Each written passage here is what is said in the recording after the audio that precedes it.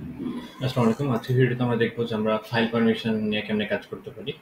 যদিও আমরা একটা হাই লেভেল দেখছিলাম যে আমরা হচ্ছে ইউজারকে আলাদা করতেছি, আবার হচ্ছে গ্রুপকে আলাদা করতেছি, দেন ইউজার আর গ্রুপ আলাদা করতে মানে আলাদাভাবে ম্যানেজ করতেছি। বাট তারপরেও একটা প্রবলেম থেকে যাবে। ধরেন একটা ফাইল 1 বা txt নামের একটা ফাইল আছে, যেটা হচ্ছে ডেভ1 নামের একটা ইউজার বানাইছে। তো এরপরে কিউএ নামের একজন বা কিউএ টিমের একজন এসে এটাকে এডিট করে দিল। তো এই ফাইলে কি ছিল, কি থাকলে ভালো হবে, কেন বানানো হয়েছে, এটা তো আসলে যে বানাইছে সে ভালো জানে বা এদের টিম জানে। সো এখান থেকে যদি ফাইল পারমিশন না থাকতো তাহলে পারে কি আমাদের আসলে আলাদা গ্রুপ ইউজার বানায় লাভ নেই। এই জন্য হচ্ছে লিনাক্সে বাই ডিফল্ট একটা ফাইলের পারমিশনের সিস্টেম আছে। আমরা এটাকে মানে ইউজ করি বা না করি, বাই ডিফল্ট এটা থাকবে। আপনার প্রত্যেকটা ফাইলের জন্য একটা করে ডিফল্ট পারমিশন মানে সেট করে দেওয়া হয়। এরপর আপনি চাইলে এটাকে ওভাররাইড করতে পারেন, চেঞ্জ করতে পারেন, আরো মানে কম বেশি করতে পারবেন। ঠিক আছে? তো কেমনে করবেন এগুলো আমরা দেখবো। এটার জন্য আমরা হচ্ছে এই কমান্ডটা ইউজ করব। আর আমাদের ইউজারের রোল থাকে তিনটা। একটা হচ্ছে এইরকম তিন টাইপের রোল থাকে প্রত্যেকটা ফাইলের জন্য। হচ্ছে প্রথমটা হচ্ছে ইউজার, তারপরে গ্রুপ ওয়াইজ, তারপর হচ্ছে আদার্স। মানে ইউজার আর গ্রুপ এই দুইটার বাইরে যারা থাকবে সবাই, সিস্টেমে যারা লগ ইন করবে সবাই হচ্ছে আদার্স ক্যাটাগরিতে পড়বে। সো এখন কাহিনী কি হইতেছে আমরা একটু দেখি। আমাদের এই জন্য আমরা প্র্যাকটিক্যাল দেখবো আর কি। প্র্যাকটিক্যাল দেখার জন্য আমরা কি করবো, অ্যাড ইউজার, প্রথমে ইউজার অ্যাড করে নেবো কাকে, ডে1কে। ওকে, এটা পাসওয়ার্ড দেই, ডে1 একটা পাসওয়ার্ড দিলাম। এগুলো আপাতত স্কিপ করতেছি, এগুলো লাগবে না আমাদের এইটার জন্য। একজন ইউজার হলো, আরেকজন ইউজার বানাই কিউএ টিম থেকে একজন। সো কিউএ1 দিলাম। এরপরেও পাসওয়ার্ড লাগবে, কিউএ1কে পাসওয়ার্ড দেওয়া হলো। ওকে, সো আমাদের দুইজন ইউজার ক্রিয়েট হয়েছে। আমরা এটা ইনশিওর করবো কেমনে ক্রিয়েট হয়েছে কিনা, ইটিসি পিএলএস ডাব্লিউডি। তো এখানে আসলে পরে দেখতে পাচ্ছেন যে আমাদের ইউজার লিস্ট হচ্ছে ডেভ1 আর কিউএ1, এগুলো মাত্র ক্রিয়েট হয়েছে। এদের জন্য হোম ডিরেক্টরি ক্রিয়েট হয়েছে আর এদের আইডি টাইডি এগুলো দেখা যাচ্ছে। এটা ছাড়াও আপনি আরেকবার দেখতে পারেন, সেটা কেমনে, আইডি ডেভ1, দেন সো আপনি তার পুরো ইনফরমেশনটা, তার ইউজার আইডি কত, গ্রুপ আইডি কত, কয়টা গ্রুপে ইনভলভ আছে সব দেখতে পাচ্ছেন। তো এখন দুটো ইউজার বানাইছি, আমরা এই ইউজারগুলোতে চলে যাই। হ্যাঁ, এই ইউজারগুলোতে আমরা লগ ইন করি ডে1। এখান থেকে আমি এটাতে করলাম, আর একটা টার্মিনাল নিয়ে নিচ্ছি আমি। এটা থেকে আমি কিউতে করব।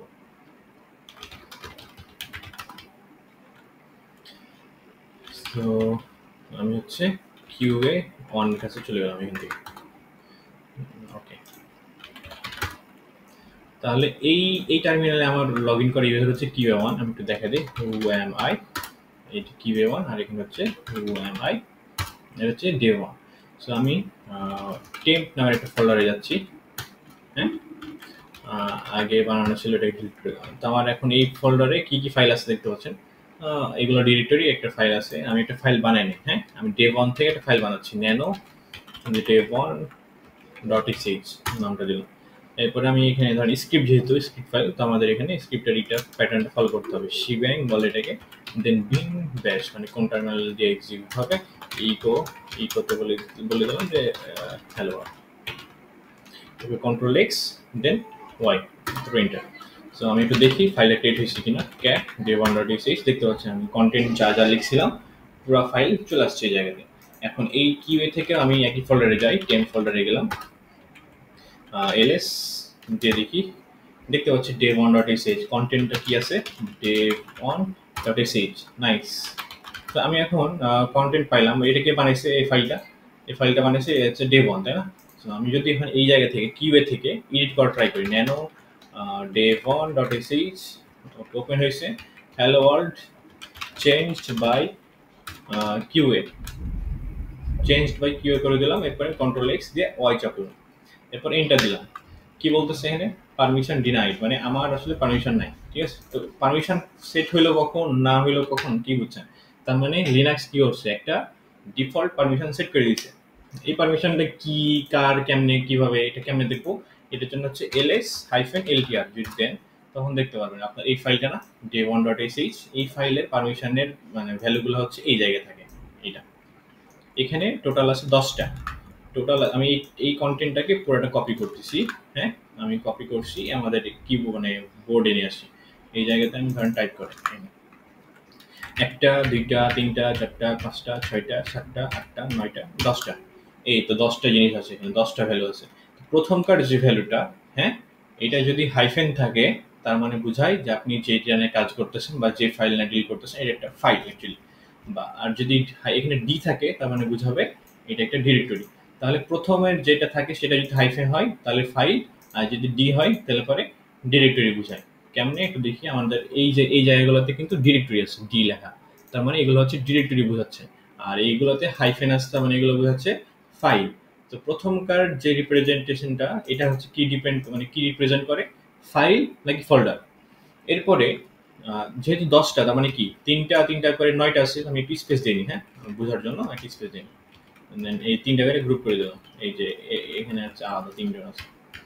সো এখন আমাদের যে ইউজারের টাইপ আছে বলছিলাম না, যে এই তো, সো এইখান থেকে হচ্ছে ইউজার, ইউজার হচ্ছে এই জায়গার, মানে এই প্রথম কার্ডটা হচ্ছে ইউজারের, আর এরপরেটা হচ্ছে গ্রুপের, এই জায়গাটা হচ্ছে গ্রুপের, গ্রুপের।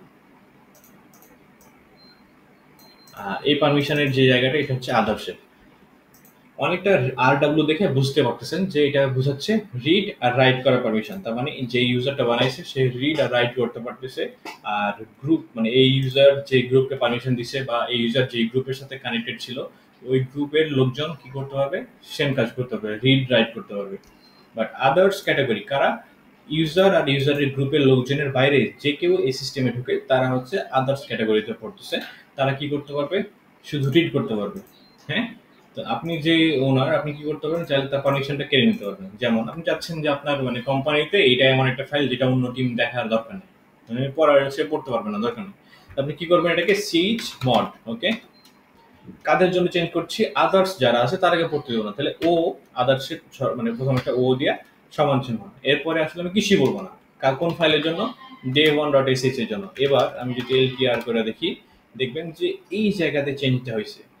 আর ডাব্লিউ ছিল আগেও, এই যে দেখছেন আর ডাব্লিউ আগেও ছিল, কিন্তু এখানে আর ছিল, আদার্সদের জন্য আর ছিল, বাট এখন কিন্তু আরটা চলে গেছে, নাই, তিনটে এই লাস্টের তিনটা ডটই কিন্তু ব্ল্যাঙ্ক, মানে রিড করতে পারবে না, রাইট করতে পারবে না, এক্সিকিউটও করতে পারবে না আদার্স ক্যাটাগরি। সো আমি আদার্স ক্যাটাগরি থেকে দেখি একটু এলটিআর, দেখতে পাচ্ছি day1.sh, আমি আগের মতো ট্রাই করি ক্যাট day1.sh এন্টার করার, দেখেন আমি কিন্তু এবার রিড করতেও পারলাম না। হ্যাঁ, সো আপনি যদি আলাদাভাবে ধরেন পারমিশন আলাদা সেট করতে চান, দেন সিচ মড, আমি ইউজারদের জন্য পারমিশন সেট করতে যাচ্ছি, এই যে ইউ লিখে ইউজারদের জন্য কি করতে যাচ্ছি, সে রিড রাইট এক্সিকিউট এর জন্য বোঝায় এক্স দিয়ে, এক্সিকিউটকে বোঝায় এক্স দিয়ে করতে পারবে কোন ফাইলে, day1.sh তে। হ্যাঁ, এখন দেখেন এই যে রিড রাইট এক্সিকিউট পারমিশন চলে আসছে, প্রথমটা তিনটা, এটা হচ্ছে আমাদের যেই ওনার তার জন্য, হ্যাঁ ইউজারটার জন্য। আপনি চাইলে হচ্ছে যদি ইউডিসি তাহলে গ্রুপের জন্য কি দেবো, এখানে জি দেবো, তাই না, জি দিলাম। এখন জি দিয়ে যদি এটা রান করে এক্সিকিউট করে তখন পারমিশনটা দেখেন কি হয়েছে। এখন কিন্তু এই যে রিড রাইট এক্সিকিউট ইউজার করতে পারতেছে, রিড রাইট এক্সিকিউট গ্রুপও করতে পারতেছে। বাট আমরা এভাবে যে চেঞ্জটা করতেছি ইউজ দেয়া এমনি এমনি হচ্ছে আর ডাব্লিউ এক্স এরকমটা ভাবে, সো এটাতে একটু মানে কনফিউজিং, আর হচ্ছে মাল্টিপল টাইম করা লাগতেছে আমাদের ইউজারদের জন্য, গ্রুপের জন্য। তো আমরা কি আরেকটা মানে বেটার সলিউশন নিয়ে আসা হয়েছে, সেটা হচ্ছে কি আমরা নাম্বার ইউজ করতে পারি। নাম্বার বলতে আমাদের দাঁড়ান এখানে একটা ই করি, নাম্বার বলতে আমি কি কি অ্যাকশন করতে পারতেছি, রিড রাইট আর এটা হচ্ছে এক্সিকিউট, তাই না।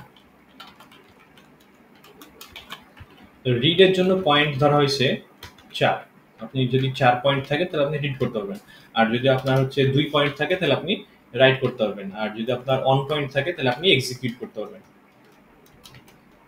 সো এই তিনটার সামেশন কত, এই তিনটার টোটাল হচ্ছে 7, তাই না। সো আমি যদি কোনো একটা স্পেসিফিক ইউজারকে বলি যে তোমার পারমিশন হচ্ছে 7, তার মানে আমি আসলে বুঝাচ্ছি সে রিড রাইট এক্সিকিউট তিনটাই করতে পারবে। যেমন ধরেন হচ্ছে এখন কারেন্ট কি অবস্থা আছে, এলটিআর, আমি রিড রাইট এক্সিকিউট দুইজনই করতে পারতেছে, তাহলে ইউজারের জন্য যে তিনটা ফিল্ড রিড রাইট এক্সিকিউট, তার মানে ইউজার 7 পয়েন্ট আছে, আর আদার মানে গ্রুপ যেটা গ্রুপের আছে 7 পয়েন্ট, আর আদার্স ক্যাটাগরিতে যারা তাদের আছে 0 পয়েন্ট। আমি এখন কি করছি, সিএইচ মড 7 মানে তোমাদের তো 7 আছে থাকলো সমস্যা নাই, বাট আদার্স যারা আছে তাদেরকে আমি যদি 5 দিই এখানে, হ্যাঁ আদারকে 5 দিলাম, 5 মানে কত পাবে, সে কি পাবে দেখেন, 5 কেমনে আসে এই জায়গাতে, এই তো মানে 4, এটা নিতে হবে আপনাকে, আর নিতে হবে এটা, তাই না। তার মানে তার কাছে কি কি পারমিশন যাবে, রিড করার পারমিশন যাবে, এক্সিকিউট করার পারমিশন যাবে। সো এখন আমি এটাকে হচ্ছে এই পারমিশনটা দিচ্ছি কোন ফাইলে, day1.sh এ দিলাম। এখন একটু ls হাইফেন ltr করে দেখি। সো day1.sh এর জন্য এই যে এই লাস্টটাতে রিড আর এক্সিকিউট পারমিশনটা চলে আসছে অলরেডি, কারণ এখানে 5 দিয়েছিলাম। যদি আমরা হচ্ছে 6 দিতাম তাহলে কি পাইতাম, 6 দিলে পাইতাম 4 আর 2, মানে রিড আর রাইট, এই দুইটা পেতাম তখন। বাট এখন যেহেতু রাইট দেই নাই, সো এটা আসতেছে না। এই দুইটা মিলে 5 এর জন্য রিড আর এক্সিকিউট আসতেছে, আর আর এক্স। তো দেখতেই পাচ্ছি এখানে যে আর আর এক্স চলে আসছে। এখন আমি আরেকবার রিড করার ট্রাই করে দেখি এখান থেকে। দেখেন এবার কিন্তু রিড করতে পারতেছেন, তাই না? কারণ কি, কেন পারতেছেন? এলটিআর, আপনাকে হচ্ছে রিডের পারমিশনটা দেওয়া হয়েছে এই জায়গাতে, এই যে আর, বাট ডাব্লু নাই, সো আপনি এখনো রাইট করতে পারবেন না। তাহলে আপনি দেখতে পারতেছেন যে আমরা হচ্ছে এমনি ম্যানেজ করতে পারি। আমরা হচ্ছে এই পারমিশনটাকে এমনি chmod, তারপরে হচ্ছে ইউ ইকুয়ালস টু, মানে ইউ ইকুয়ালস টু বা জি ইকুয়ালস টু বা আদার্স ইকুয়ালস টু, এভাবে আর ডাব্লিউ এক্স এরকম ভাবে মেনশন করতে পারি। দেন কোন ফাইলের জন্য এটা মেনশন করতে পারি একটা ওয়ে। আরেকটা ওয়ে হচ্ছে chmod, দেন আমি সিম্পলি 742, মানে আপনার যেটা মনে চাই, ঠিক আছে, আপনার যত পারমিশন দেওয়া উচিত। বাট হচ্ছে এই প্যাটার্নের রিড আমরা জানতে হবে যে রিডের জন্য 4, রাইটের জন্য 2 আর এক্সিকিউটের জন্য 1। আপনি যখন যেভাবে পারমিশনটা দিবেন, অন্য ইউজাররা যারা আছে তারা কিন্তু সেভাবেই এটাকে ইউজ করতে পারবে। যেমন এখানে একটু আগে এই পারমিশন ডিনাইড পাইছিল, পারমিশনটা আপডেট করা হয়েছে, সেই পারমিশনটা পেয়ে গেছে। তো ঠিক আছে, এই ভিডিও এখানে শেষ করতেছি। আসসালামু আলাইকুম।